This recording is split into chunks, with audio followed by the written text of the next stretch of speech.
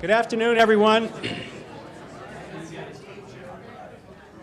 My name is Jacob Adams. I'm the interim president here at CGU, and on behalf of the entire community, it's my pleasure to welcome you to the 2017 CGU Commencement Forum, Leadership Beyond the Lines. I am going to wager a guess with some confidence that everybody in this room has had their own experience of leadership, good, bad, or indifferent. And probably with equal confidence, I'm going to wager that you've figured out somewhere along the way that leadership matters. It matters to us at CGU so much that we've embedded it in our mission to prepare a diverse group of outstanding individuals for leadership roles in the worldwide community through research, teaching, and practice in selected fields. I think we've learned along the way that leadership takes different forms. Doesn't matter if we're talking about business or politics or social movements or community groups. Leadership, to be effective, has to match the context in which it's operating.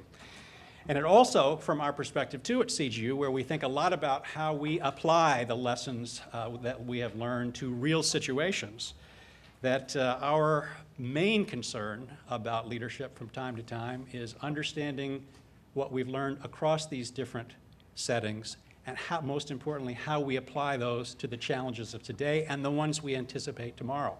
And I think anybody with a cursory glance of the news these days anticipates a few challenges tomorrow. We are honored here today to have a group of very distinguished guests with us, our Alumni Award winners and our honorary degree recipients. You will meet them all individually in just a moment, but let's start this forum by thanking them as a group for being here and sharing their experience with us.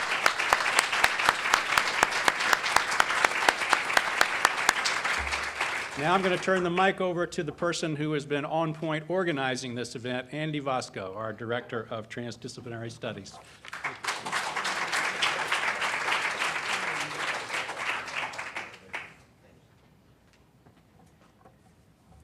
So to begin celebrating transdisciplinarity, we wanted to begin the forum this year by recognizing the work of our students who champion transdisciplinarity. This is a collaborative academic approach to that which is most complex. Transdisciplinarity helps us to embrace this complexity by finding connections and shared threads in everything, in recognizing, cutting across, and transcending boundaries. Our transdisciplinary dissertation fellows represent the type of academic reframing that we strive for here at CGU. Students in their final year of doctoral study from across CGU's departments and schools were asked to submit proposals. And after thorough deliberation, the following 5 fellows were chosen. The first person we'd like to recognize is Megan Gallagher. Her dissertation project,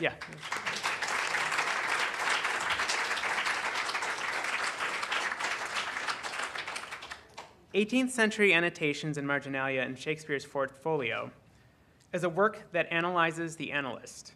By looking at the accidental and substantive edits on Shakespeare's works, she paints a picture of the cultures and motivations of the 18th century literary world that still hold influence over literary scholarship today. Our next fellow is Allison Hamlin.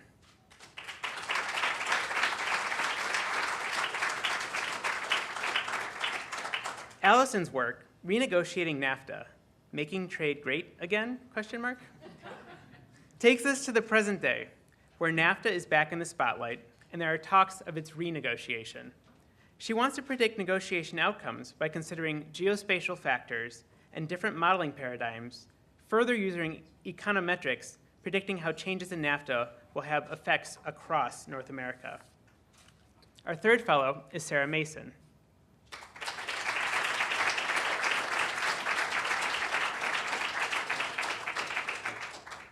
Sarah's dissertation proposal, Testing a Model for Training Program Evaluators in Situation Awareness, examines the art of evaluation, where contextual flexibility and situational awareness are key. While experience might be the best teacher, she questions whether or not it's the only one. Sarah combines educational and psychological frameworks to create a resource for developing evaluation expertise. And of course, because she's in the program, evaluating its own efficacy. Our fourth fellow is Kevin Reel.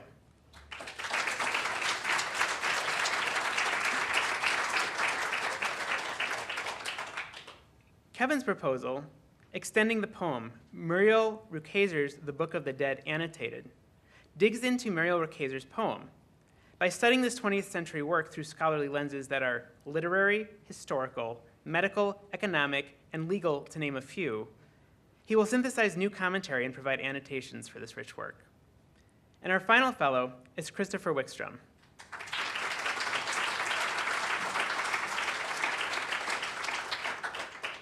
In creating infrastructure for new and sustainable energy, it's important to engage citizens in the process of deciding where to site this infrastructure.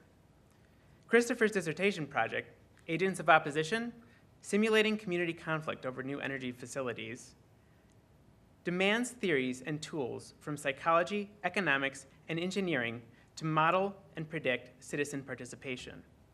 His goal is to create a tool to help policymakers create sustainable communities. Please give me one more round of applause to celebrate our fellows.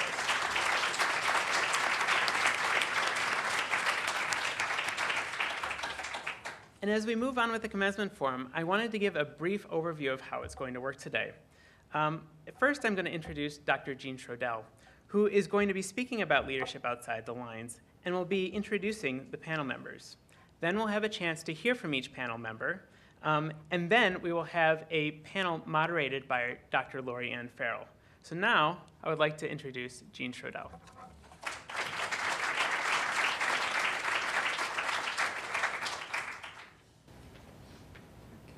Thank you all. What Andy didn't say is that I'm a political scientist. And a political scientist, I mean, we don't think about leadership, except for the folks who do normative political theory. We want things that we can empirically measure. Leadership is something we tend to think of as amorphous. So folks look at leadership in business and management and some of these areas, maybe psychology. I see some colleagues back there. But I typically look at things that I can measure. And thinking about this panel, it was really troubling when I realized that I hadn't thought much about leadership per se. And then I remembered something important. That is that this forum was leadership outside the lines, emphasis on outside the lines. The outside part of the title appealed to me, and I thought, well, maybe I actually do have something I can say. So I started thinking about where do I look for thoughts on leadership. And somewhat paradoxically, the public figure whose statements about leadership that I've found to be most inspirational, hold on folks, George Herbert Walker Bush. Our president, known for his lack of the vision thing.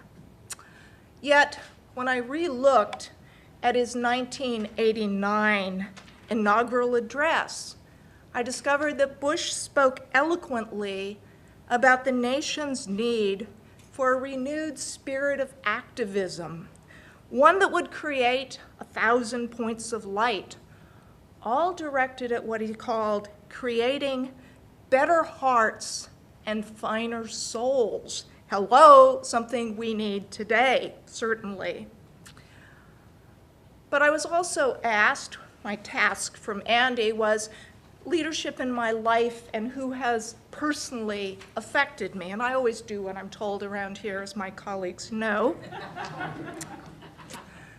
While not wishing to cast aspersions on any of CGU's leaders, past or present, the people whose leadership I've most admired have been individuals who never gained public notice, but who are people who have simply gone about their lives, providing through their actions a template of what a rightly lived life entails.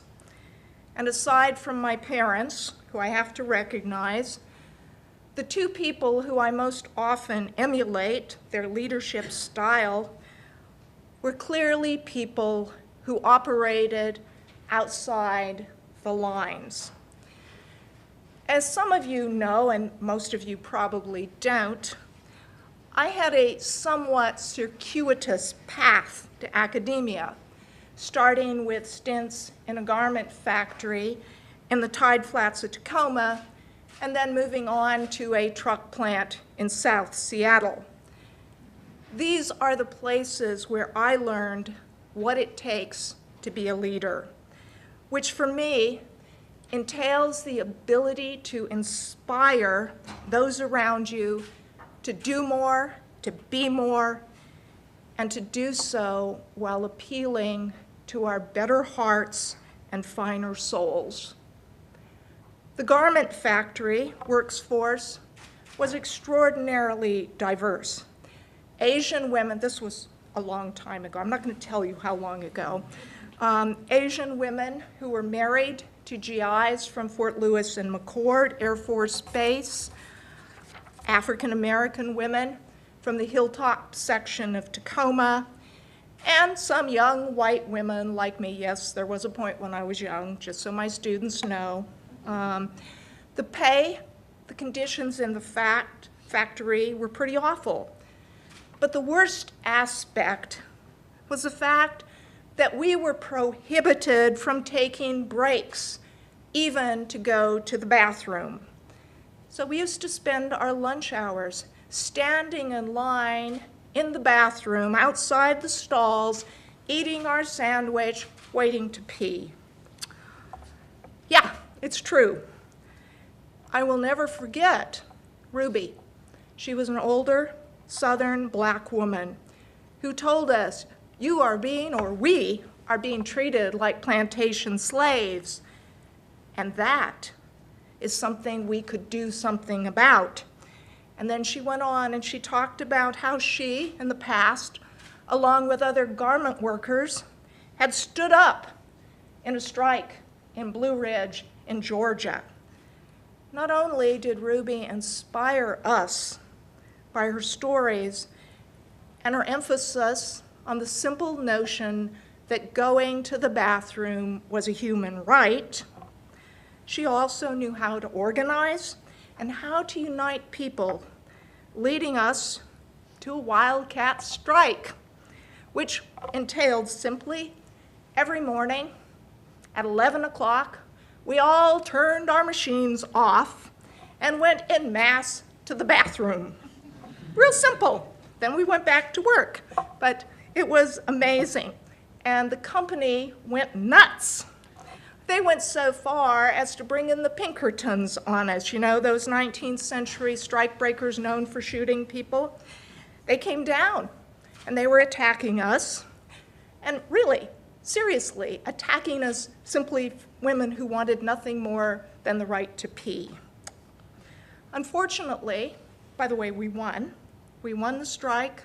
They gave us the right to go to the bathroom anytime. But unfortunately, I learned another lesson there.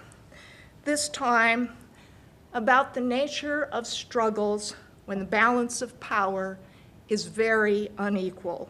We won the strike. 6 months later, the company closed the plant and they moved to the Indian reservation where they felt they could have workers they could exploit more easily than us. A few years later, after a stint in trade school, I might add where I was the only woman, but I'll leave that part aside, I went to work in the truck plant in South Seattle. I was the first woman in the machine shop, and during this period, I met a man who profoundly changed my sense of who I was and what I could do. And shortly after starting in the plant, I went to my first union meeting, Local 79 of the International Association of Machinists. When I showed up at the union hall, I quickly realized that I had ventured into an entirely male setting. In fact, the sergeant of arms came up and suggested that I was lost, that I was in the wrong place. But one brother stood up and welcomed me. From the beginning, this man, Mike, somewhat older white man, he made a point of including me in discussions, introducing me to other members. He brought me into, if you will, the brotherhood aspect of the union. And it was through him I learned the history of the union, the history of unions in the United States. He rekindled or started an interest in me in politics, gave me books to read, suggested that I get appointed to the union's legislative committee. So you can see why I became a political scientist later. I also learned practical skills, public speaking. It's his fault if you don't like what I'm doing today. Public speaking through watching him stand up and speaking extemporaneously, whether in the hall or on the picket line. He encouraged me to run, and I was elected chief union steward in the truck plant, later elected to the King County Labor Council, where I had the opportunity to push, and we ended up succeeding in opening up construction industries in the Seattle area to women and racial minorities for the first time. So those were operating somewhat within the lines, but I also learned some things outside the lines, such as how do you scale walls, plant fences in the middle of the night to meet with workers on graveyard and swing shift. Like Ruby in the garment plant, Mike spearheaded a rank and file movement for change.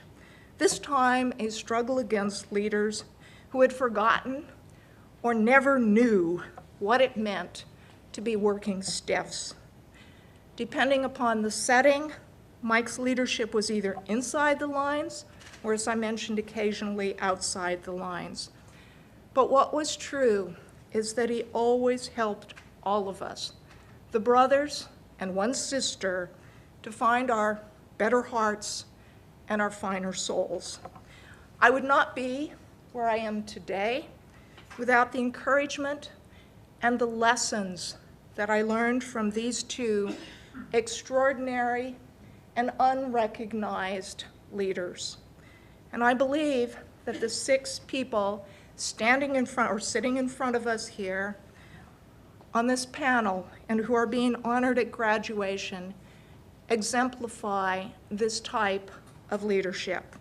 We have Lisa Seacat DeLuca, who, were she male, might be labeled a Renaissance man for the breadth of her knowledge and her accomplishments across multiple fields, ranging from technological innovations at IBM,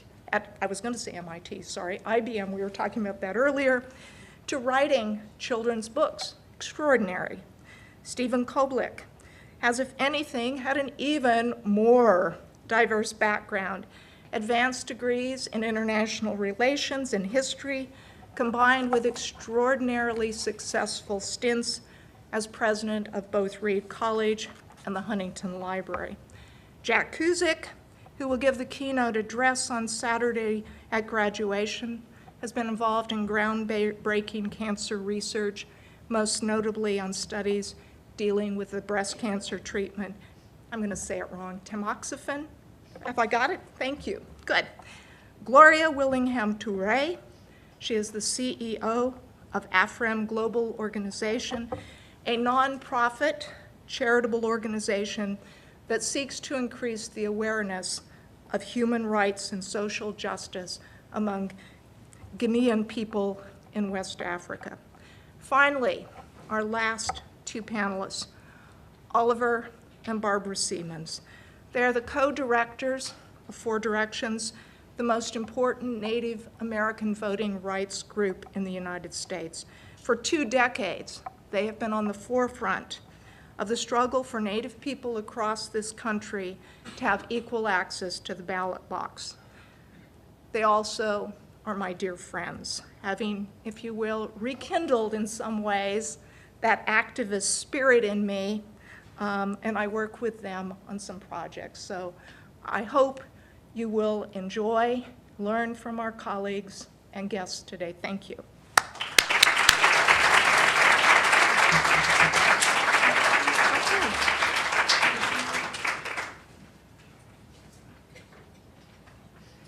So before we move ahead with the speakers, I wanted to say really quickly that my impression when I got here in January was pretty strong about Claremont Graduate University, but I didn't know how to articulate it.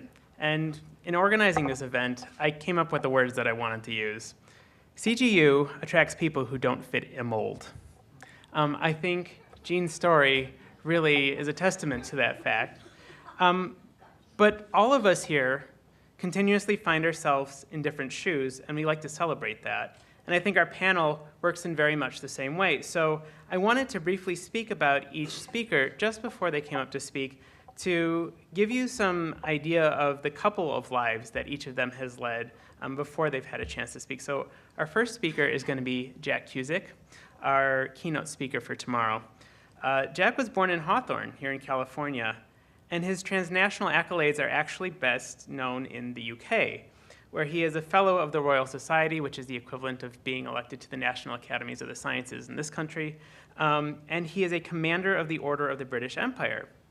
He earned his PhD here in mathematics and has gone on to becoming a prolific and central figure in advancing our understanding of cancer epidemiology and prevention. So I would please like to welcome Jack Cuzick.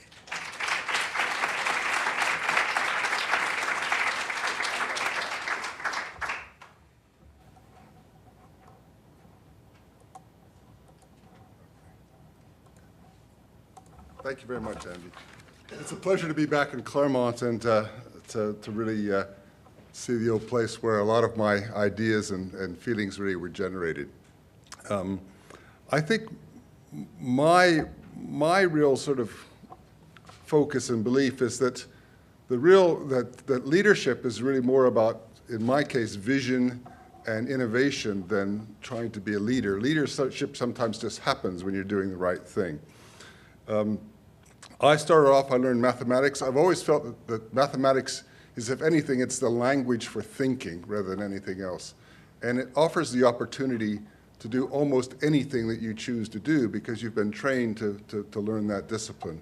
For me, the other area that I always felt was fantastic was medicine. So my career is very much based on bridging gaps between mathematics and medicine. So this slide wasn't meant to come up quite yet, but you're going to be given away. So one of the first things, or one of the most recent things that has really excited me is in fact, it's my whole career in a way, is how do we prevent cancer? And everybody knows the commonest cause of cancer. And with this slide up, somebody ought to be able to guess what it is. But it's obviously tobacco, and it causes about 20% of cancers. But nobody knows, and it's not even on this slide, what I think is the second most important thing you can do if you want to prevent cancer. So any guesses? Anyway, what transpires is that it looks like, I mean, there's a lot of things that are clearly important. Avoiding being overweight, alcohol, keeping your alcohol consumption a little bit under control, occupation. These are all a few percent. But the second most important thing is actually aspirin. The baby aspirin. And this is sort of a discovery, I think, that comes by not being in the field so much, but looking at the data and seeing it somewhat differently. This was the kind of first evidence that this might be true. And this is trials. There were a lot of trials done in terms of looking at low-dose aspirin and its role in terms of preventing cardiovascular disease, which is clearly established now. But Peter Rothwell was the first to really go back and begin to look at what happens with cancer. And what happens, this is just colorectal cancer, but there's really nothing happening this is 5 years, 10 years, 15 years, 20 years. Nothing happens in the first 5 years. It doesn't have much of an impact on cancer at all. So it's pretty much forgotten. But with longer follow-up going out to 20 years, the impact is quite dramatic. It's about a 30% reduction in colorectal cancer. And the effects on mortality are actually bigger than they are on cancer incidence, which is really quite exciting. So here's this innocent little thing, aspirin, which we just take for a headache. Prevents cardiovascular disease, and now there's increasing evidence it's going to prevent cancer. And it turns out that it's not just colorectal cancer. If you go back, and one of the things I spent a lot of time doing was look at all of the evidence, and there are about 200 major studies that you can put together. A low-dose aspirin for 10 years between the ages of 50 and 70 will probably prevent about 10% of all cancers. And it's mostly the gastrointestinal cancers, colorectal cancer, stomach cancer, GI cancer, esophageal cancer. Those are common cancers. There's smaller effects on lung, breast, and prostate, which aren't so clearly established. But when you put that all together, and that's what we did in this paper, which I won't go into any detail on, it emerges as being really important. 10% of all cancers can be prevented by just taking a low-dose aspirin every day for probably 10 years. So that was, I think, really an important finding. The other area I've worked on a lot is breast cancer. And why should we be so concerned about breast cancer? Well, breast cancer is truly the epidemic of our century. And this is just looking at the breast cancer rates in yellow compared to other cancers in women. And you can see that breast cancer has just taken off. And it's now, in fact, in 2012, it was over 1.6 million cases per year, completely the dominant cancer in women. And the rates are rising and will continue to rise. The reasons for that are really westernization, largely, of a lot of the developing world. But it is the epidemic of our time, and obviously a great thing to be thinking about how we're going to prevent. Again, without having time to go through all the details, breast cancer is very much caused by estrogen. And limiting estrogen exposure is one way which actually works. And we've started off looking at tamoxifen. And again, this is another outside of the lines kind of environment. I was involved in looking at clinical trials of using tamoxifen to treat breast cancer. And one of the early observations was breast cancer is kind of specific in cancers, in that you get cancer in one breast, you take the lump out, and you give various systemic treatments, but you can then look at the other breast to see what it would do in terms of preventing new cancers. And the first evidence we had was in 1985, whereas in fact, this was a big trial. In women that were taking the control, they had 10 contralateral cancers versus only 3 in tamoxifen. So it was over a 50% reduction. Now that's now been replicated in many, many studies. And in fact, our own big trial was one called IBIS-1, the International Breast Cancer Intervention Study, in which we gave tamoxifen versus placebo for just over 7,000 women. And we gave it for 5 years. And the effects were quite impressive out at 10 years, about a 30% reduction from 6.3% of these women getting breast cancer down to 4.6%. And that was pretty impressive, and that's been replicated in a couple of other prevention studies now. The number needed to treat for 5 years to prevent one breast cancer in 10 years is 59, which is pretty good for most preventative therapy. But the thing that was really striking is that no more treatment, just following up these women for another 10 years, the benefits in the second 10 years were bigger than the benefits in the first 10 years. So the control population, again, got another 6.3% of cancers, just the same. And the next breast cancer carries on. But in fact, the reduction was even bigger in the second 5 years for those that had been on tamoxifen. So if you put this all together and look at a 20-year follow-up, we'd reduce breast cancer in these women at high risk that hadn't had breast cancer. They had a family history, so they went into our trial from 12.3% to 7.8%. And the number needed to treat to prevent one cancer is now only 22, which is much better than most other preventive therapies.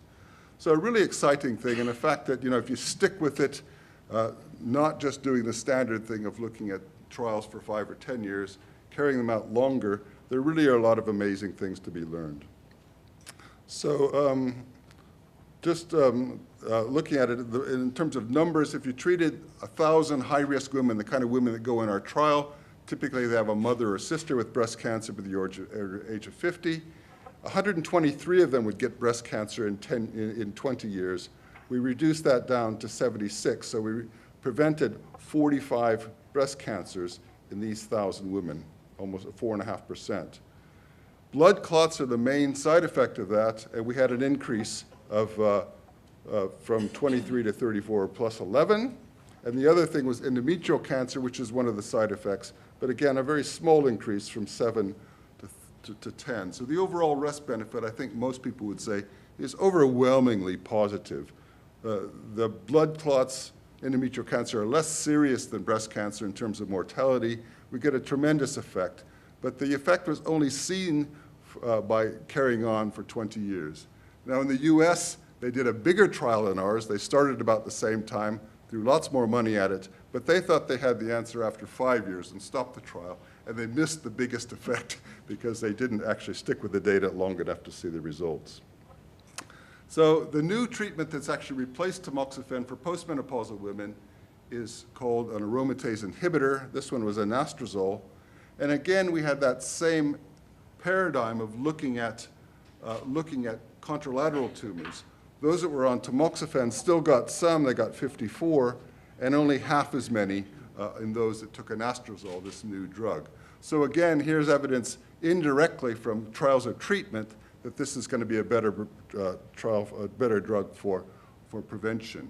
And we've just completed, with only 7 years of follow-up, we'll keep going, our IVAS-2 trial, which was 4,000 women at high risk.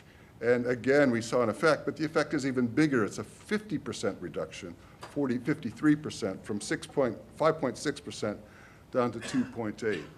So those are just a couple of examples in my career where I think the mathematical thinking, which I really thank the Claremont colleges, both Harvey Mudd and CGU for, have really helped me to think about things in a way which are not routine in the field and come up with ideas that are new. And I'm not sure if that's leadership, but I do think it's vision that's helped to actually lead to new areas. And it's been a pleasure to do that work. I still continue to do it. My newest great challenge now is at my age, I'm setting up an institute for the prevention of chronic neurologic diseases, Alzheimer's, Parkinson's disease, and those things. And that's an area that's very much underdeveloped. And we've got some ideas which I won't go into now. But this is the new frontier for disease prevention, and I'm excited about it. So thank you for listening to me.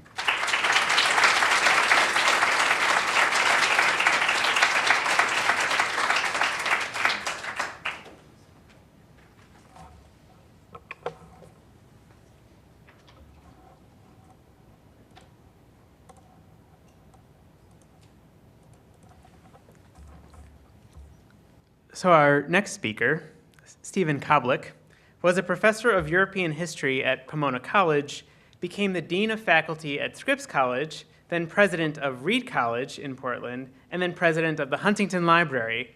And upon his retirement, there was an article that came out in the LA Times where a colleague and the right-hand man of Warren Buffett was quoted as saying, "Steve is as good at running the Huntington as Warren Buffett is at running Berkshire Hathaway." He has a lot of savvy for an academic. So I'd like to introduce Steve Koblik.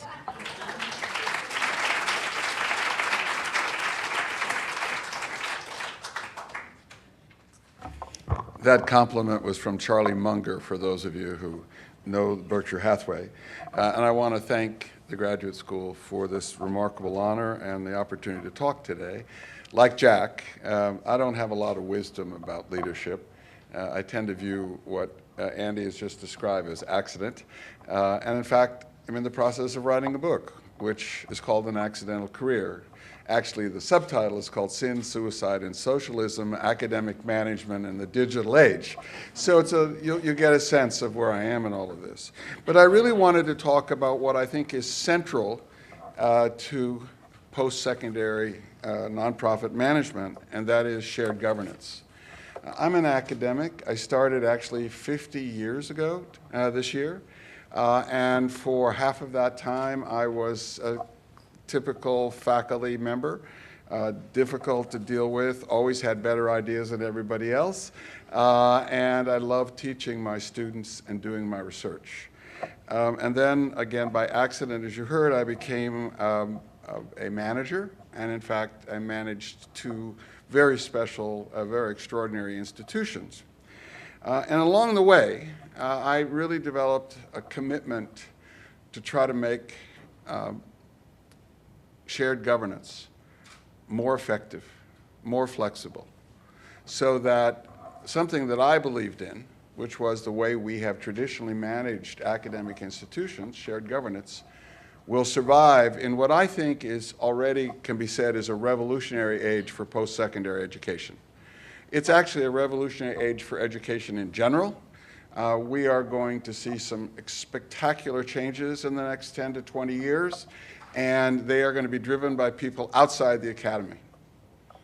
And so if shared governance is going to continue to be effective, and we're going to be able to use it, which I believe in, then we as those individuals and groups that participate in shared governance have got to think about how we're going to do that, because it isn't going to happen naturally.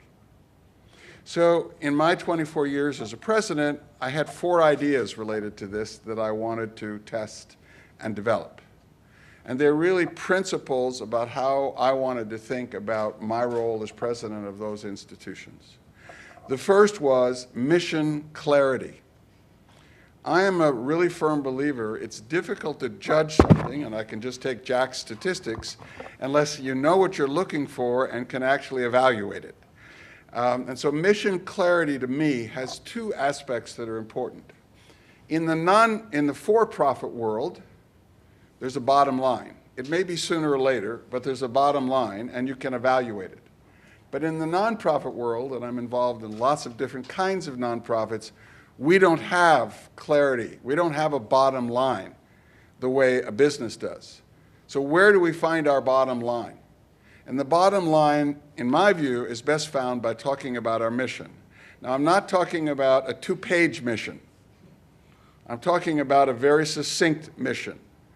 For example, at the Huntington, I created a mission. I actually rewrote the mission statement that when I came was 2 pages long. A collections-based research and educational institution. Period, full stop. If you have mission clarity, you have the basis to make an argument about cost effectiveness.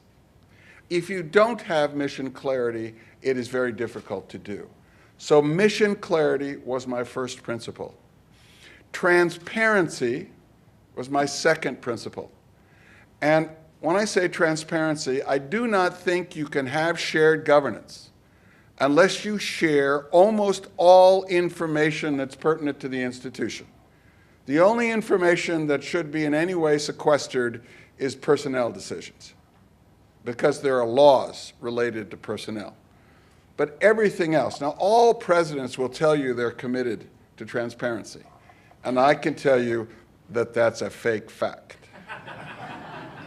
It's hard to be transparent. It's not easy, because there's a purpose in the transparency. You need to establish priorities, because if you don't have priorities, you're not sensitive to trade-offs, and there are always trade-offs in any kind of an operation, and you are not sensitive to unexpected costs. So I can tell you that the CMC gymnasium is beautiful, and the donor gave $80 million to build it, but he didn't give $5 million to maintain it. And in any business you would know that not only is there an annual maintenance fee for something of that character, but there's a depreciation. And in the nonprofit world, you don't depreciate buildings, mostly. Now, if there's a CFO in the room, don't say anything. It's a more complicated view, but basically, in most of the nonprofit world, we don't have depreciation allowances that have a tax impact. And that's really the important thing. So there is a purpose in transparency, creating priorities, knowing real costs, and be able to argue about trade-offs. So when I was dean, and any of my senior staff colleagues, one of whom is here right now, wanted to do something else, I would say, that's a faculty member, because I was dean of faculty. And I knew exactly what it cost for a dean of faculty, for a faculty member. So the first 2, mission clarity, transparency. The third is delegation. Delegation of responsibility to the right place, the person that has the knowledge to do the job. That also seems to be self-apparent, but I can promise you it is not. And most presidents don't exercise it. And the reason is, and you will all know this when you think about it, you can, as a person, let's say as a professor of history, which I was at Pomona College, if I don't have the context for my decision, if I don't have the information, if I don't know the limitations, if I don't know the priorities, if I don't have the context, I'm going to make an abstract decision. And the abstract decision, of course, is going to be in my self-interest, because that's what I know. And since no one else has interfered with that, then that's the kind of decision. So delegation of authority in a context. And the last of the 4 principles that I use is communication, constantly. Because to create a context, you have to not only have the knowledge that I talked about with being transparent, but you've also have to be able to argue about it. These are not self-apparent things. You need to be able to say this and that. You need to talk about trade-offs. You need to ask, what are the trade-offs based on? Now, any of you who have a household income know this. This is not a big secret to any of us. And whenever I've talked to my faculty at Reed or to the Huntington staff, I said, just imagine you're having a discussion at home. I want to buy a Porsche, and my wife would like food. Now, this to me is self-apparent. I want the Porsche, but she gets her way. Trade-offs are really important. None of us have unlimited capacity, even the Warren Buffetts of the world. So those are the 4 principles that I started to use, and I applied them both at the Huntington and at Reed. I've got the high sign, and I'm not going to talk so much. You can ask questions. We had 3 major, by the way, I'm a turnaround specialist. So if you've never met one, you're now looking at one. All my jobs, the institution was in full-scale panic. It's a great place to be because, basically if you can keep your pants on, they're happy because it's so bad before I got there. So what happened was we had 3 major financial crises. I inherited budget deficits of 15 to 20%. Those were taken care of. And we managed the recession of 2008 in a very unusual way. All of these exercises were totally inclusive. We took time, 8 months in the case of responding to the recession. We had 5 all-staff meetings. Everybody got the same information. Everyone had a chance to offer solutions, and everyone got a chance to see what kinds of choices we were taking and why. And when that was done, 8 months later, the all-staff, which included the janitors and the gardeners, and all of the members of the Huntington family, gave the senior staff a standing ovation. It was a very exciting moment. And I had board members who were businessmen saying, where did you come up with that? And the answer was, it was in-house. The mix of solutions came because we were arguing with each other and we were listening to each other. Now, what worries me is we've entered a new world, and I talked about the revolutionary nature of it. We are dominated today, and we will be dominated tomorrow by technology and science. I'm a humanist. And that's not a choice. That's going to happen. And it's extraordinarily creative. But our human institutions, the politics of our human institutions, and we as individuals are clearly not coping. We are really struggling. People are frightened and people are afraid. And sometimes politicians even use that to their political advantage. The faculty has the responsibility to ask themselves some hard questions. Each generation of students is going to be different. You can't use your own experience and think that's relevant to the kids that you're going to be teaching. They're going to change every generation. Knowledge, as we know, in all our fields is changing almost as quickly. And ways of teaching are exploding. We're going to have all sorts of different ways of teaching. So how are we as a faculty going to play our role? In my view, the faculty have got to see themselves as educators. That is the most important thing to see. I love research. I've done it all my life. I was head of the largest humanities research institute in the world. But I believe that we have to be educators. We have to design curriculums for our students. Departments and disciplines are silos. They are not what our students need. And we've got to reintroduce humanistic ideals and the complexity of culture and politics, which is getting lost because technology and science has difficulty managing it. So my view is we're looking at a future that is going to demand extraordinary collaboration within the faculty, between the faculty, the board, and the administration. And frankly, if we don't do this right, the chances of us, meaning the human race, blowing ourselves up or killing huge numbers of us is very high. So from my point of view, making shared governance work is really worth the effort. Thank you.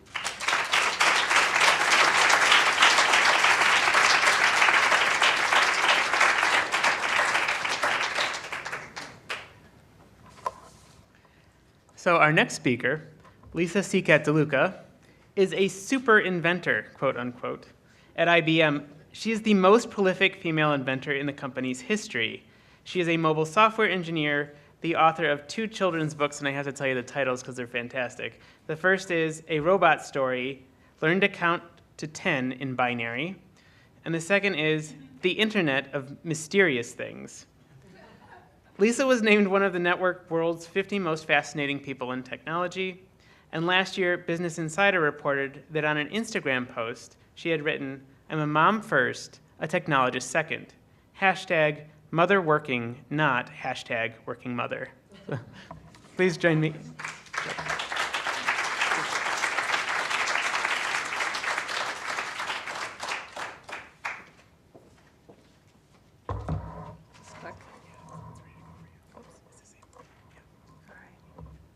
Thank you, and thanks for having me here today. I love the topic of this forum, leadership outside the lines.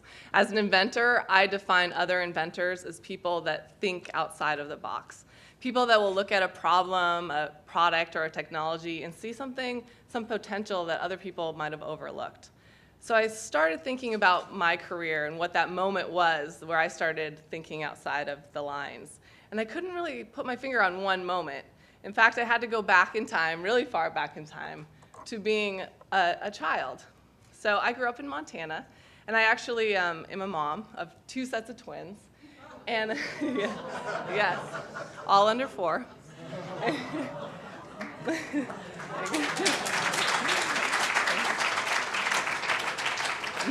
But my husband and I we're always trying to entertain our kids. We're taking them to the zoo, the aquarium, we go to museums and the science center. I didn't grow up with any of that. My parents would unleash us in the backyard and say, have at it. And so my older brother, younger sister, and I, we were always using our imagination to bring our toys to life and think about what the future might hold. So when I was thinking about what I was going to do with myself, and I kind of happened into being a computer scientist. And I started writing code, I did internships, and I just fell in love with it. It was that same mentality of being creative and looking at problems with a new light. Sure, we had a solution that we were aiming for, but the path that you took to get there and the coding that you could do is all this creative mindset that I've always had. So I did some internships. I graduated from Carnegie Mellon University, and I was looking into places to go to work, and I just fell in love with IBM. And one of the first mentors that I had at IBM, I was sitting in his office, and I noticed on the wall there was this little thing that was cut out, and it said, "Ask for forgiveness, not permission." And that's kind of been my motto in my career.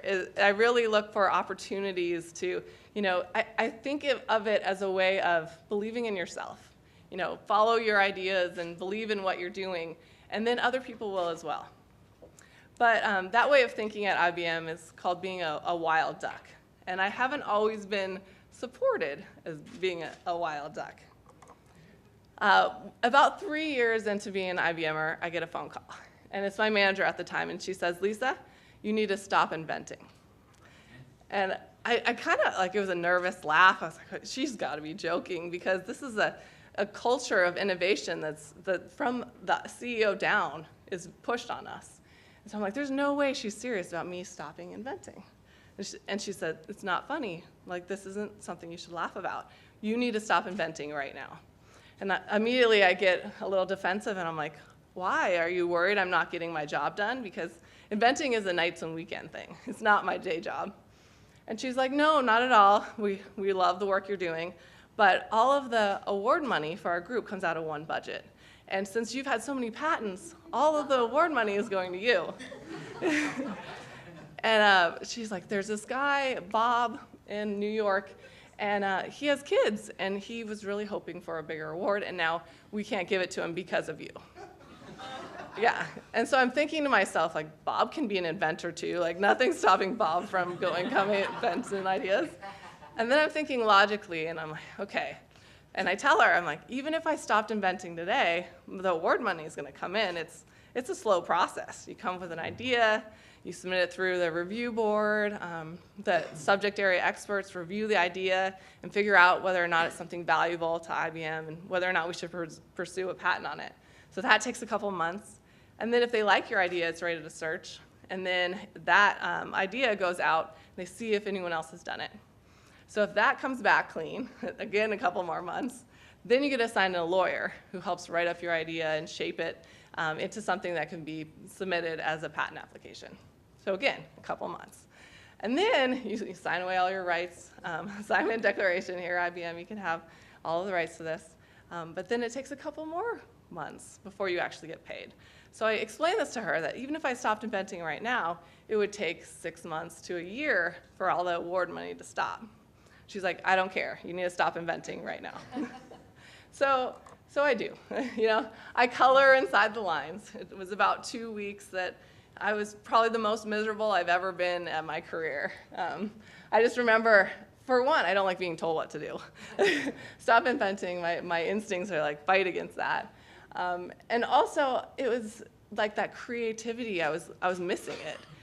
Ever since being a child, I just loved having an outlet, some way of expressing my passions, and talking to my coworkers and meeting all these people and thinking about the products and services and how we could improve it. That was something that was really important to me in my career. So, so one morning I woke up and I decided, I'm going to invent anyway. I was going to ask for forgiveness. And I did, and she didn't approve any of my patent awards, and eventually she ended up leaving IBM, but IBM changed their policy, so they no longer take the budget out of the local department. I ended up changing jobs into a new group that not only supported, but really encouraged inventing.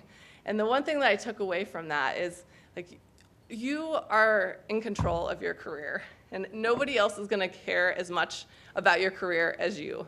Sometimes you're lucky enough to have mentors and managers that support you and lift you up, but at the end of the day, you have to love what you're doing. You have to be happy, and that's what made me happy, is being an inventor. So my advice to you all is continue doing what you love doing, and only you know how far outside the lines you're willing to go or how much you need to go outside the lines to be happy. So ask for forgiveness. Thank you.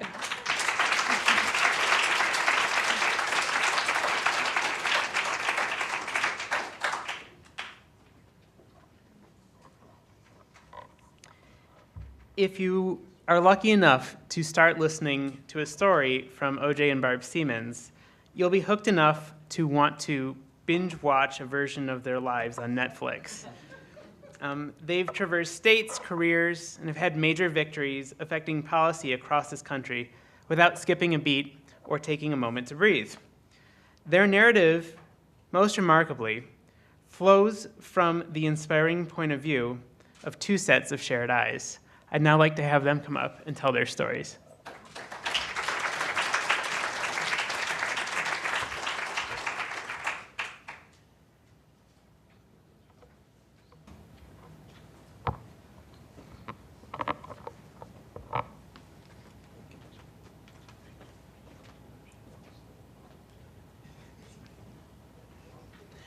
Well, first of all, I'd like to thank Jean Schroedel, Andy, all the students that came to South Dakota and helped us.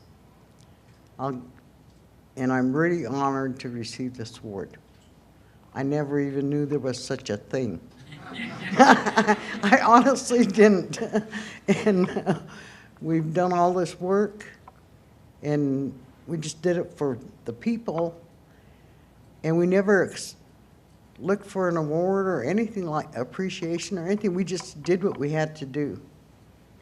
But I'll start out with, I was born and raised on the Rosebud Sioux Indian Reservation in South Dakota. We were poor, and I'll get right to the voting part. We never knew we could vote in a federal or state election. Never were invited to or told how to do it or anything. And we knew we had a treaty with the federal government, and that we were a sovereign nation. We were the last ones to sign a peace treaty. And so we just stuck to tribal. We stayed out of their business, and we expect them to stay out of ours.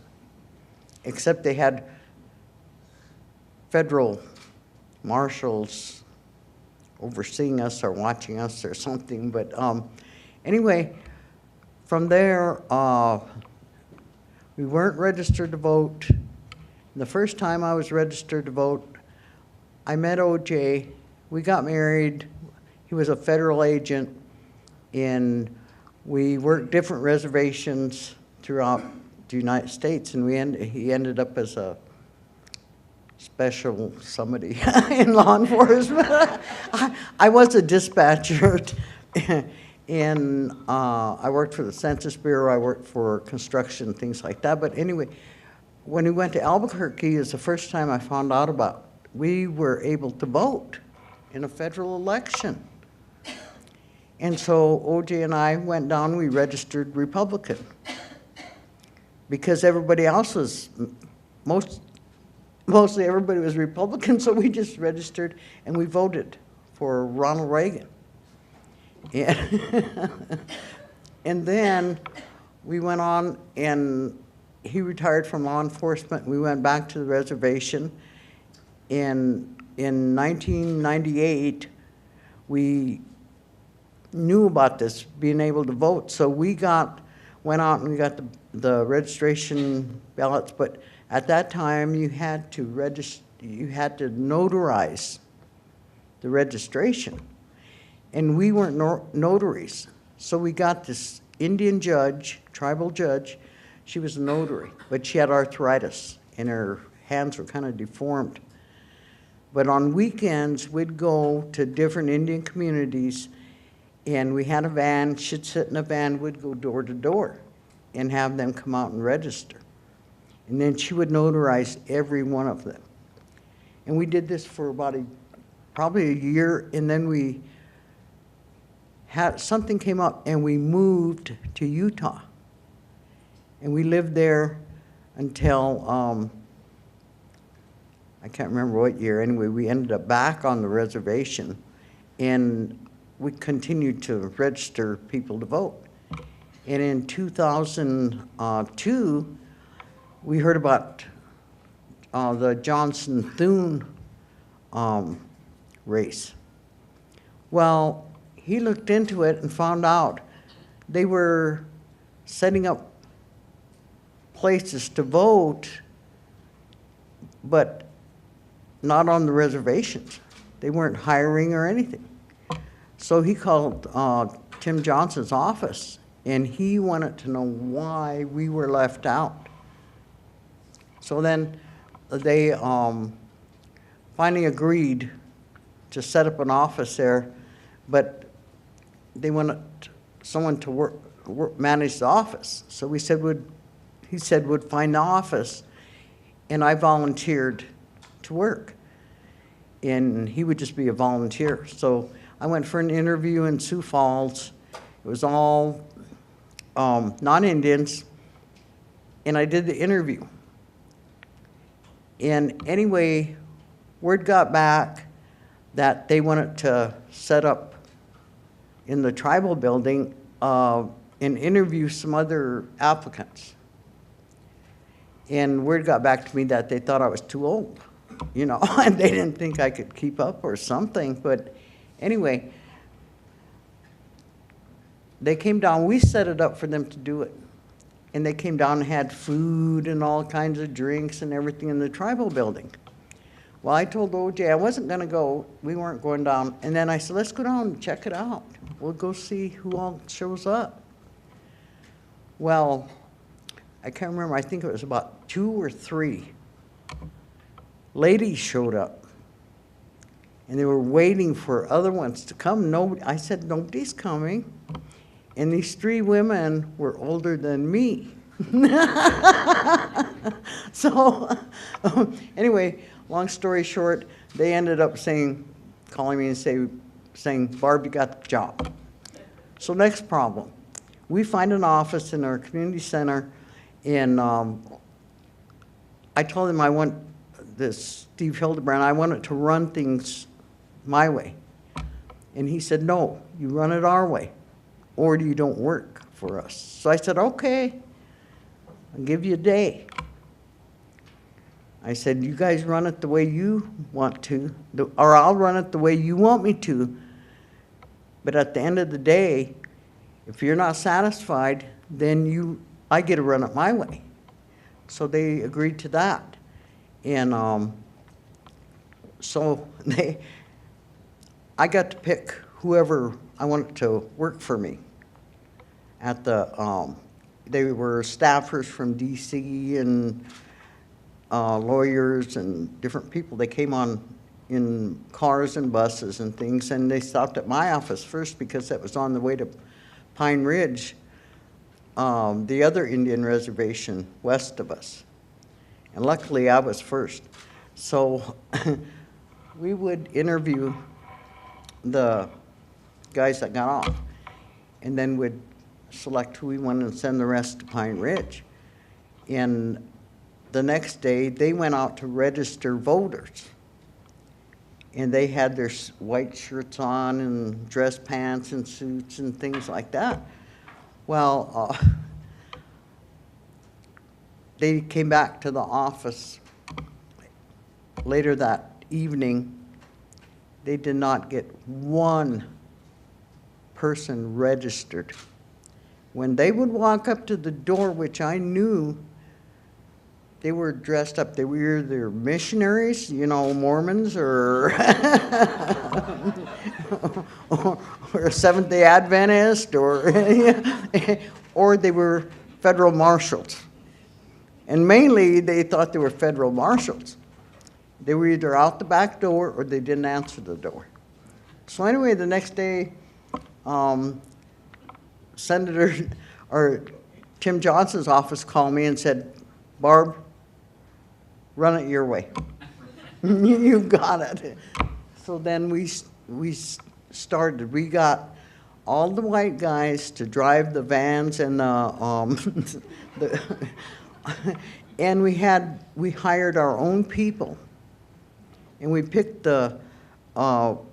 usually the head of household, or the one that knew all the other relatives.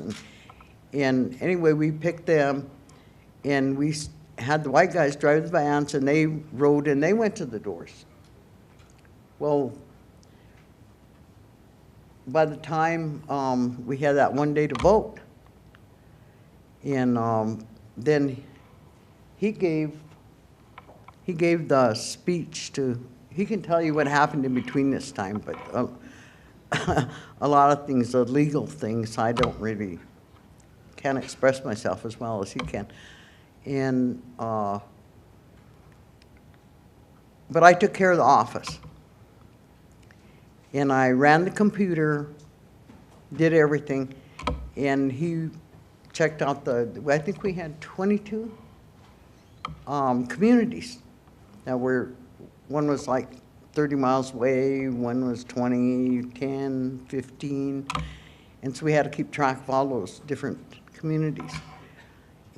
But we got people registered and everything, and the day of the election, something came up, and he can explain that. It had to do with the time zones. They put us in the wrong time zone.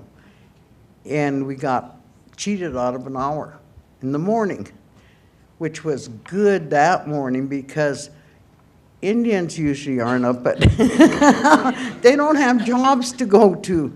You know, there's 80% unemployment there, and so they don't have to be up. They can stay up half the night and sleep all day. But they were never up at 8 o'clock in the morning. And so we really didn't miss out on anything because I wasn't going to start them going out until about 9 o'clock anyway. But an attorney there was mad about the time zone. So he filed a suit real quick with the Secretary of State. And by that afternoon at 3 o'clock, they changed the time zone. And they said, you have to work an extra hour. We had to. I said, fine. I loved it. So when the guys all came in at 7 o'clock, I told them, get back out there. We have another hour. And I'm telling you, we have to do something really big because it doesn't look, you know, that good. And get out there and do your best. And they left and they worked for that extra hour. And at midnight, I think it was, they said, or 11 o'clock, they said all the ballots were counted except Todd County, which is where we're from, and Shannon County, which is where the Pine Ridge Reservation is. Because they had to pick up the ballots in different communities in Pine Ridge and in Rosebud, and Pine Ridge had to drive 100 miles to deliver the ballots. And they had to go 42 miles, but had to pick up the ballot boxes from 22 communities. And by the time, midnight, I think John Thune got on TV. And we all went to the casino, had rooms out there. So we were watching TV, and it came on there that John Thune was winning. But he said he would give his acceptance speech at 9 in the morning, or as soon as Shannon and Todd County results were in. And so some of the workers started crying because John Thune was winning by something like 3,800 votes. And so O.J. and I told them, don't worry. They said, what are you Indians going to do? I said, well, we've been doing all, surviving. But don't worry, Shannon and Todd County is not in yet. And so 8 o'clock in the morning, we had to be down in this office with the speakerphone. So we all go down there, and we're sitting, we're in the office, and they announced that Shannon and Todd County came in, and that Tim Johnson won by 524 votes. So that was a total shock to everybody, but not O.J. and me, because we always had hope. And I'll let O.J. finish. Medakya P.r.o.j.e.c.t.s I'm O.J., the other part of the Four Directions. I don't know where Barb's coming from. We can go into a supermarket, and the person in front of her will tell her her whole life before we're able to pay for our stuff. So don't let her fool you when she's up here. What I said was, my relatives, I wish you health and help. When we start a conversation at home, that's how we start it with each other, is to let them know they're our relative and wish them the health and help. You know, I want to thank Jean for bringing us here. The Board of Trustees, we were, able to meet today. The speakers were really fantastic. I learned a lot of things. One of the things as far as students, though, you know, when you're going to, you know, improve your education, look at the people that are teaching you. I mean, these are some fantastic people with good hearts. You know, when we started this after Tim Johnson won the election, we were invited to the overall celebration. And so we went there, and we were the only natives that were actually there.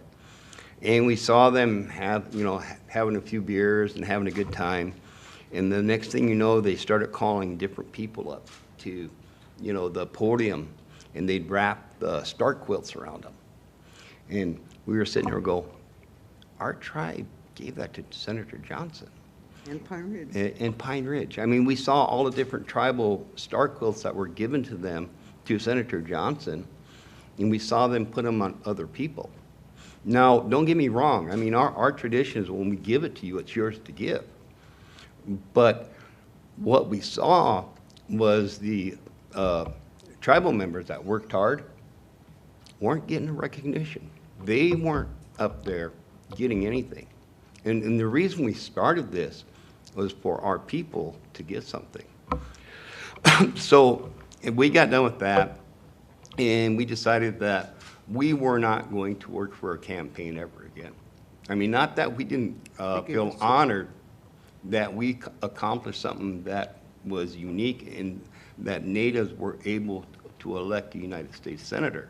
I mean, They gave us the Wolfson. yeah. As we were going through it, we decided that, no, we didn't want to do this anymore. So we started a group called 4 Directions, Inc. That it was where Barb and I were co-founders. Well, in between this time, they called up Barb and they gave her the Paul Wellstone Grass Roots Award, and they flew us up to D.C. And you know, we got to meet Senator Frank, and he was the MC just off Saturday Night Live, still a friend of ours. But it opened our eyes of what we wanted for our people. We wanted to be able to improve our economic and our social plight on reservations. So we knew the only way to do that was to participate equally in a political process. And so the next election was in 2003 with Stephanie Herseth, a nice young lady, congresswoman. And we went and ran the native vote for all 9 reservations in South Dakota. And at the end of the day, because there wasn't any early voting then, she won by 3,000 votes. And again, it was a native turnout that was able to get her in the House of Representatives. So we knew that there was a political power that had been sleeping for 50, 60 years, if not 100 years. And so we wanted to capsize on that. In between, capitalize. Capsize, yes. I'm Navy. I've always looked for that.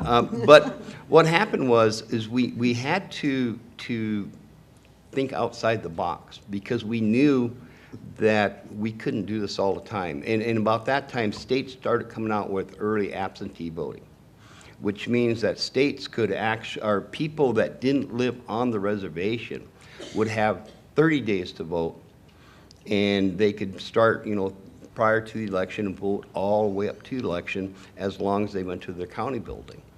Well, when we started looking at it, when they developed counties, they really didn't go to the reservations and said, hey, you know, we want to put our county on your reservation. It was the furthest thing from their mind. And so it was always 50 miles away, 60 miles away. And so we never had a county building within the reservation. So what we did is we went to the counties and we started talking to them, saying, you know, this isn't right.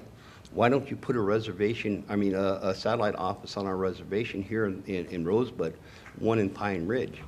The problem we had is we really didn't know if we had legal standing in order to actually have a satellite office on a reservation. And I know Barb gets mad at me, but I said, so what we decided to do was to bribe them. And we would go up and say, if you put a satellite office here, Terminology. we would take and we would pay the mileage for your workers to travel from the county. We would pay for the office building. We will pay them the hours that they have to work. And we needed to do this because if we tried to challenge them then, we didn't know whether or not, how the courts would rule if they said we didn't have the authority. So we did it that way the first time to establish that they could do it. And we established in 2004 a satellite office on Rosewood Reservation and a satellite office on the Pine Ridge Reservation.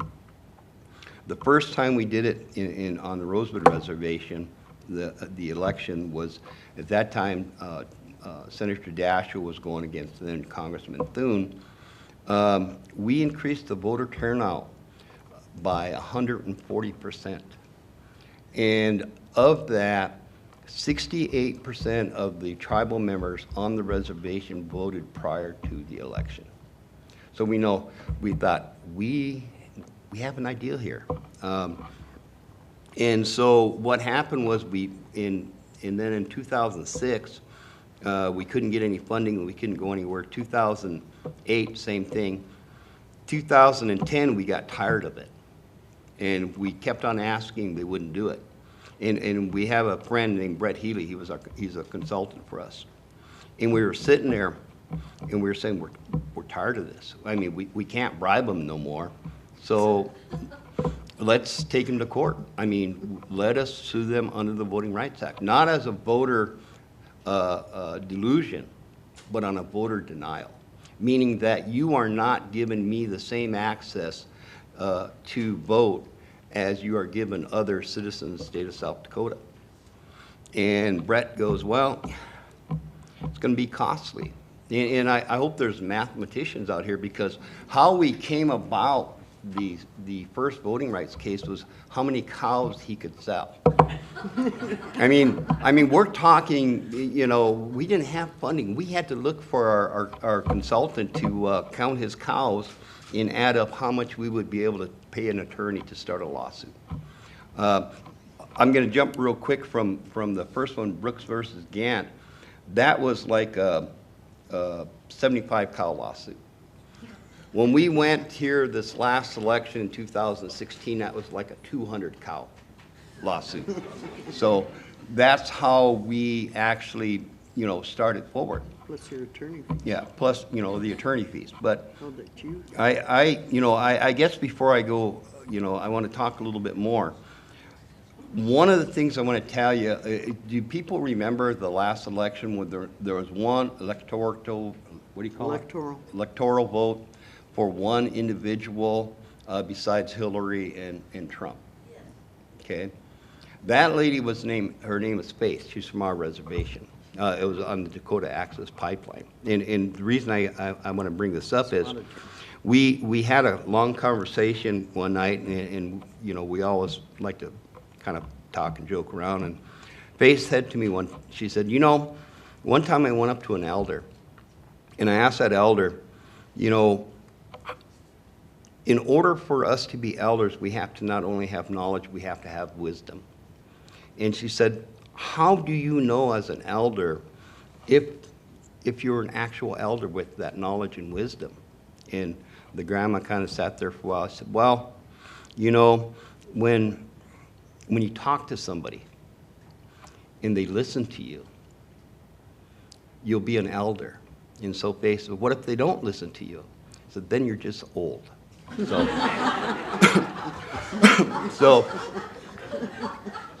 the students that are out there, don't make your professors old. Listen to them, make them wise, make them knowledgeable.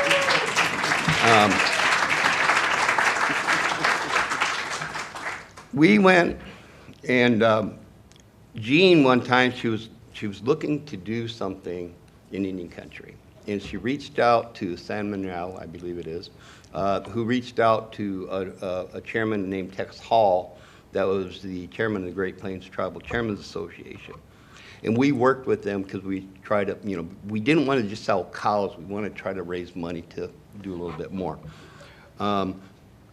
What happened is Tex got a hold of me and my partner Brett, and we then reached out to Gene, and Gene says, I really want to do something in Indian country. He said, great, because we're suing the state of Montana. We need an expert witness. And so she really never had any idea what she was getting into. And I say it like, great. Now, we didn't tell her that on the phone. I mean, we said, oh, well, yeah, why don't you do a little bit of this and a little bit of that? And, you know, kind of find out, discover what Indians do. Because one of the things in federal court, that if you're an Indian, you can't testify how you live. You have to have a white person come in and say, these Indians are really in bad shape. You can't do that yourself. So we had Gene come in, and we had them do some surveys. It's the Wandering Medicine versus the state of Montana, Secretary McCullough and Custer. And what was so cool about that, I'm a Sioux. You know, my ancestors were at the Little Bighorn. It took us another 100 years to fight Custer again. And we didn't do it with bows and arrows and guns. We did it with a pen. And we won that battle too, by the way. They finally put satellite offices on there. And then we went back to South Dakota and we sued Jackson County because they wouldn't do it. Now you would think that in South Dakota, after you win one lawsuit on a reservation with the same criteria, and you go to the other county and you tell them, listen, we just won over here, and we're asking for you to do the same thing, and they go no, that even though they're going to lose, they actually said no. You know why? Because if we put a satellite office on the Indian reservation, when they're bringing it back to the ballots being counted, they might have Indians stop them that have torches, may cut open that ballot box and steal those ballots. I mean, this is from an elected county official that was, you know, that was auditor that was in charge of it. And, you know, we weren't worried because we didn't know anybody with a torch anyway. I mean, so we didn't think that was going to happen. But people couldn't understand when, again, as Native Americans, us saying, you know, there's people really prejudiced out there. Nah, you guys are just Indians, you're making it up. So we call our white people in. And we set them on the streets. Well, except for Joe. He was the only one, and he got harassed. But they went out and they talked to the citizens of Kadoka. And they were told, you know, don't go to that reservation. You know, you'll be raped, you'll be killed. On the way there, a drunk Indian will run into you and kill you. You know, and I will tell you, there's more of us there than them. And if that was true, there wouldn't be one person alive in Kadoka. I mean, that's how many people we outnumber them. But from there, we then go to Nevada. And at this time, we hired undergraduate students to work for us. And we covered a lot of the reservations in Nevada. And again, what it was, we wanted to find out whether or not we could file a lawsuit in Nevada. And the students went out there and they were in like Pyramid Lake, they were in Schultz, Nevada, they were in Duckwater, they were in Reno, they were in Las Vegas. I mean, Washoe County, they went to every reservation. And the cool thing about this is they got to meet our people. And by the way, I don't think we killed any of them, did we? They all came back? Okay, yeah, so we're good there. I mean, the stereotype, we haven't killed anybody yet. Yeah. But the thing about Nevada, I mean, not just Jackson County, the data that we had there helped us move on to Nevada. Within 4 weeks of them doing a survey in Nevada, we were able to use the data that these students collected, and we filed another federal lawsuit on voting denial in federal court in Nevada.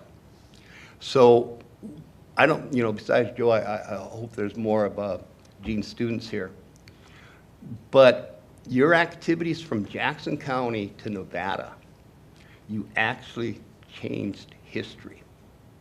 In Nevada, we were able to get a ruling from a judge that basically said that Native Americans that had to travel 30 miles in order to vote were being discriminated against. And that not only did they not have a polling place on their reservation on election day, they didn't even have that early voting. And she ruled that they had to establish a satellite office on Pyramid Lake and one on the Walker River. In Pyramid Lake, a lady who was 100 years old got her citizenship in 1924, was the first time in her 100 years where she was able to cast a ballot in a state or federal election on her own land. And with her daughter, her granddaughter, and her great-granddaughter. So you students that are here, you changed history. And Gene. And Gene. You made it so that a minority has to be considered equal in the eyes of the law when it comes to equality in voting. So mainly we're here today, and again, thanks to everybody, but we're here today because of you. Thank you. Thank you.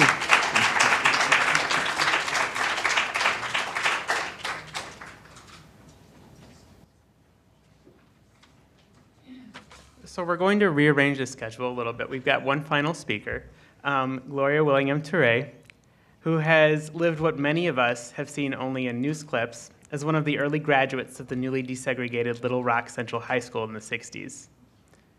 She has worked as a nurse, and after receiving her Ph.D. in education from Claremont Graduate University, she has been a Fulbright Scholar, a faculty member, an administrator, a board member, a retired U.S. Army Lieutenant Colonel, and the founder of the Village Projects, a community of persons from diverse circumstances and experiences co-learning with each other to bridge opportunity gaps and benefit society.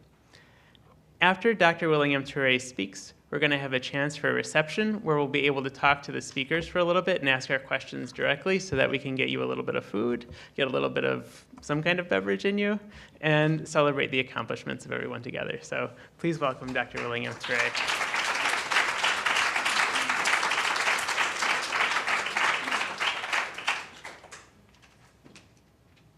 Every time someone asks me to stand up and to speak, I almost want to say, I'm every woman. Because it seems sometimes that's sort of what I feel like when I look back over my life. I want to tell you just a little bit quickly about me and who I am. Number one, I am the granddaughter and the great-granddaughter of people who were enslaved. And I'm telling you that because I was so close to them until I could reach out and touch them. Usually when you hear someone say that, you think they're somewhere way back in history somewhere. That was not true. I actually knew my grandparents, and I actually heard their stories, and I actually knew what their life was like. And my grandfather particularly spent a lot of time talking to all of us and telling us about what life would be. He had a way of seeing into the future, something that he would never experience. I remember once he told us, he said, "Girl, one day the day will come when cars will be every color you can imagine." Now, that was really something. I mean, because I'd never seen cars in different colors, and now I live here in California, and I think to myself, he was absolutely right. Then he also said to me, he said, "Girl, one day it will come when you will be able to eat breakfast right here in Terry, Arkansas, and you'll eat lunch in St. Louis, Missouri."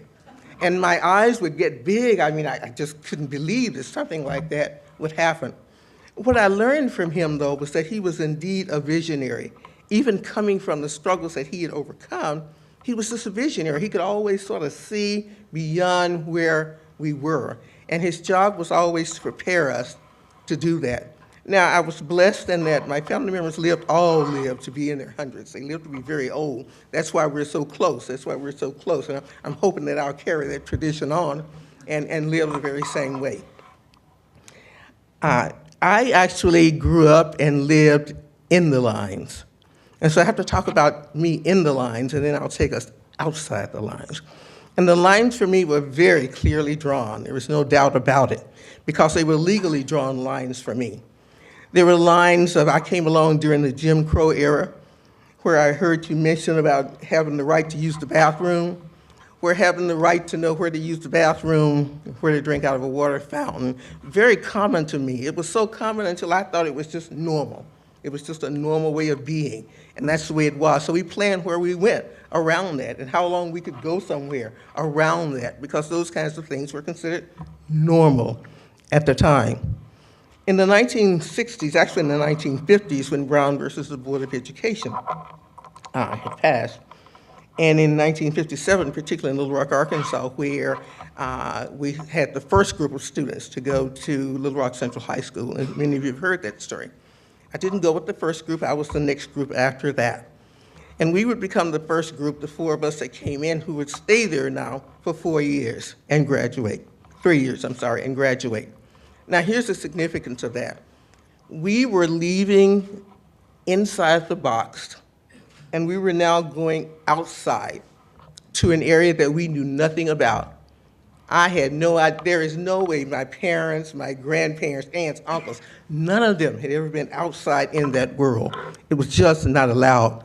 So here we were now, we were going to a school where we could just do everything we thought. We could drink out the water fountains, we could go to the bathroom whenever we wanted to go to the bathroom, we could say anything we wanted to say. All of these things is what we thought was going to be the truth for us. But we soon learned that there was a difference in a right, when you're talking about civil rights, and privilege.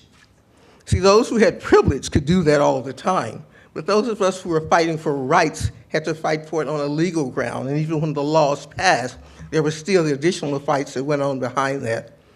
And as I sat there, in 3 years where nobody ever really talked to me, I just had to learn how to learn. And I learned how to learn on my own in those 3 years, and I spent those 3 years studying everything about me. I would listen very carefully to everything that went on around me. I watched what the teachers did. I tried to figure out how to learn everything that I could. And what happened as a result of that, I graduated, went away to college. I get to college, totally different world. I thought I had just grown up and was doing absolutely great. Here I was in the great state of Illinois. I had never been outside the state of Arkansas before in my life, and we had all these quote-unquote liberal people here. I'd never seen that before. It was during the Vietnam War. We had more Vietnamese students at Southern Illinois University than they had almost anywhere else in the country. It was at the height of the civil rights movement, so we had people who were there who were really struggling, and we were protesting against everything. And so I remember those days, because I thought, my goodness, you mean I have a right? I mean, I'm in college now. I have a right. I can say what I'm for and what I'm against. I just wasn't used to that, but people thought that I was, because they thought you spent 3 years at Central High School. You got to be a leader and you're ready to go. No, I was not a leader, because I hadn't had that. I had that when I got to college. Then I had that big open piece of that. So I went home the very first time. And I remember I jumped off the train, my parents were there, and I was barefoot, had on all black clothes, my hair in an afro, and my parents almost fell out. They really did. They couldn't believe what had happened to me. It's like, what happened to you? You went away and you come back like this? This is what we see. And I was telling them, you know, we got to overcome, this is not right, this is not right. So it was well beyond what they expected to see. What they really expected to see was what they themselves had been sort of preparing us for, and that was for us to go out to the outside world, and in that outside world to look exactly like the people in the outside world, to dress like it, walk like it, talk like it, and act like it, and that was not what happened at all. And so that was really sort of strange for them. So when I went back after I made that shocking revelation to my parents, I somehow became an accidental leader. I was not supposed to be a leader. I didn't want to be a leader. I had said I had given up 3 years of my life. I don't want to have anything to do with none of this civil rights stuff. I don't want to have anything to do with it. But then things started to happen. President Kennedy was assassinated. I still remember that, and I remember that very well. That touched my heart deeply. Why? Because I had known Robert Kennedy very well. At Central High School, we had a chance to meet people who had really been leaders in the nation because they would come to Little Rock and they would want to know how things were going. And so we'd get to talk to them. We didn't know they were famous people at the time. We didn't know they were important because we were just children. That's all we knew. But it touched my heart because I felt like I had lost someone that I felt close to at that point. And at that point, I knew I had to do something. And so I became an accidental leader. That's really what happened. When I left there, I'm going to skip way ahead. I left college, left undergraduate school, and I moved back to Arkansas. And when I got back to Arkansas, I actually stumbled into nursing school, and I literally stumbled into it. And when I got there, I found out that I had walked through that door, and I was the first black student that they had ever seen in that nursing school in its history, which had started out in the 1800s. And so here I was, a leader again. I didn't want to be, I just wanted to go to nursing school. That's all I wanted to do. I didn't want to be anything else. But somehow, that's what happened to me, and I was suddenly placed into a leadership position. Now, there's a piece I left out. When you're black growing up in the South at the time that I grew up, and I can tell you that's probably still true now, since I have children, there's an assumption that when you go away to college, that you are somehow destined for leadership. I mean, that assumption was just there. You couldn't say no. It was going to happen to you, whether you wanted it or not. So I went there. I graduated from there. I left there, and I wanted to go to the University of Arkansas at that point. I went to see the dean. She was very nice, and she said to me, Gloria, you know, you're just what we're looking for. We would love to have you here. She says, but now if you come here, though, we don't have any housing here for the colored students. So you're going to have to find you somewhere else to live, and everything will be all right. And I stepped out, and I walked out of her room because I told her, I am not going through this anymore. This was my clarion call. I have given you 3 years of my life. I am not giving any more of my life to anybody. And so I stepped out, and I refused to do it at that point. My life then sort of takes many ups and downs, and so I'm going to skip past them. One I want to tell you about being inside the lines and being reminded that I was inside the line. When I became a registered nurse working night shift, I noticed that the Department of Veterans Affairs was trying to hire a more diverse group to work in their central offices in Washington, D.C. I was a staff nurse working the night shift, barely had a diploma in nursing. Everything else I had studied had been in liberal arts, but that just sounded like me. I said, I think I belong in VA central office. I think I'm ready to lead at that level right now. So I actually did my little resume. I sent in an application, and it went straight to Washington, D.C. And I was just waiting to see what would happen behind that. And what happened was that they contacted all the way back down to the local hospital director, who came to see me on the night shift, and he says to me, Gloria, can I speak to you for a minute? I was so happy I didn't know what to do. I thought, well, sure, he must have heard. He said to me, he says, I learned that you have put in an application to be transferred. You want to go and work in Washington, D.C. at the central office. Is that sure? I said, oh, yeah, that's true. I'm ready for it. I thought about it, and I know I'm ready. And he said to me, I don't think you're quite ready. You know, there are a few things that you need to do. And he was kind and gentle to me, like you're talking to somebody that if you don't talk to them like this, they're going to just go absolutely insane on you. That was really what he was doing. And he told me, he says, you need to go back to school. You need to get that baccalaureate degree. You need to get a master's degree. Or you're never going to be looked at. You got to do this. There's no way around it. I'm sorry. I said, well, I can do that. So that night, I actually when he left, I wrote my resignation, dropped it down the little vacuum container that was there, and I resigned my job, and then I started school a week later. And I started school the very same way I started here at Claremont. I just sort of walked in and said, I want to go to school here. That's basically what I did. They said, you know, I'm sorry, but you're past the admissions deadlines. We don't have anything on you. I said, but I got to go. If I don't go right now, I won't make it. So I guess they decided she's going to go insane if we don't let her in. So I got in, and I graduated, and I did just fine. So now I was still ready to go to D.C. And what happened after that, I went back to the VA again in the local institution at that point. And the chief at that time asked to see me. And what she did was, she said, Gloria, come take a walk with me. I've been watching you, I've heard what you said, and I know what your career goals are, and you seem so far away. But you're not as far away as you think you are. She says, I want to help you with this. And she said to me, there's only one way that you will ever get to where you're trying to go. Number one, you're going to have to go through the traineeship program.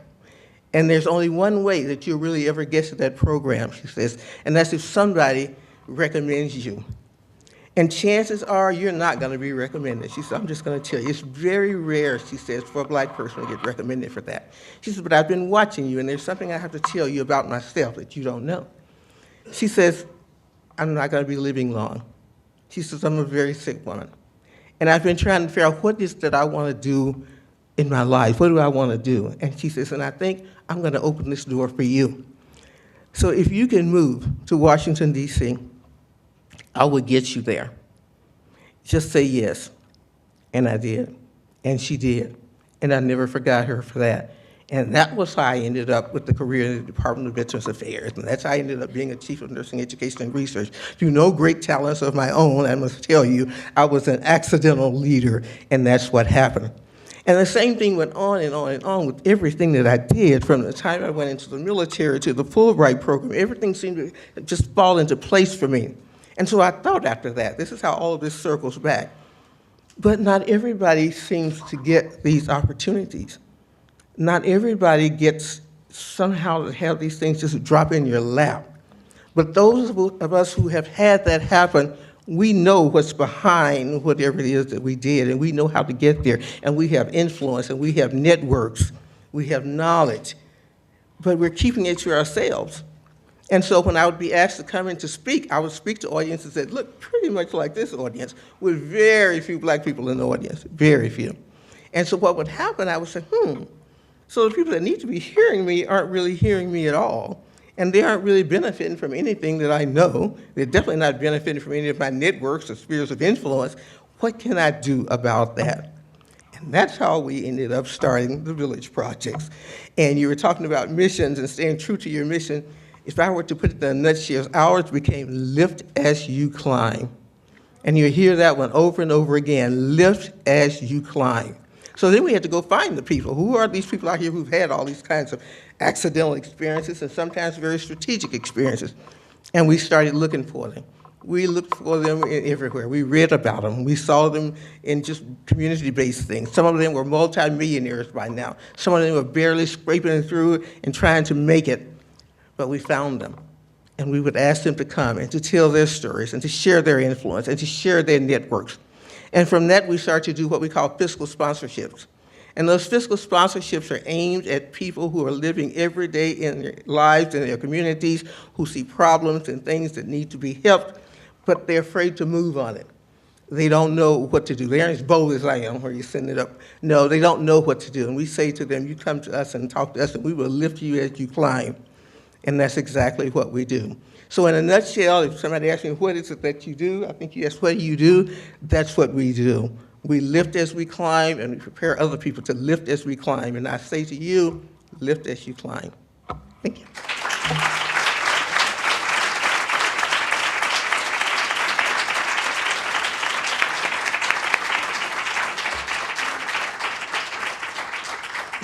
So that is going to conclude our program for this evening. Just one more round of applause for all of our speakers.